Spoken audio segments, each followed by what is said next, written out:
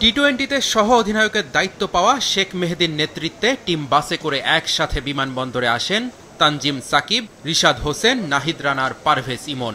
17-19 মে সংযুক্ত আরব আমিরাতের বিপক্ষে 2 ম্যাচের টি-20 সিরিজ খেলবে বাংলাদেশ। দেশ ছাড়ার আগে জয়ের আশ্বাস দিয়েছেন টাইগার পেসার হাসান মাহমুদ। আমরা সিরিজ জেতার চেষ্টা করব ইনশাআল্লাহ। প্রথম বহরে 10 জন ক্রিকেটার ও 7 জন কোচিং স্টাফ গিয়েছেন। অধিনায়ক লিটন দাস, শরীফুল ইসলাম, নাজমুল শান্ত আর মুস্তাফিজের যাত্রা দ্বিতীয় বহরে সন্ধ্যার ফ্লাইটে। আরব আমিরাতের বিপক্ষে 2টি ম্যাচই হবে শারজাহ ক্রিকেট স্টেডিয়ামে।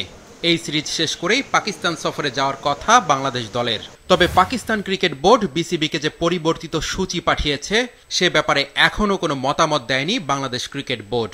এমনকি দুবাই থেকে পাকিস্তান যাওয়ার বিমান টিকিটও কনফার্ম করা হয়নি। পাকিস্তানে 5 ম্যাচের টি-20 সিরিজ খেলতে যাবে কিনা বাংলাদেশ সেটা সরকারের সিদ্ধান্তের উপর নির্ভর করছে। সবুজ সংকেত পেলেই পাকিস্তান সফর হবে বলে জানিয়েছে বাংলাদেশ ক্রিকেট বোর্ড।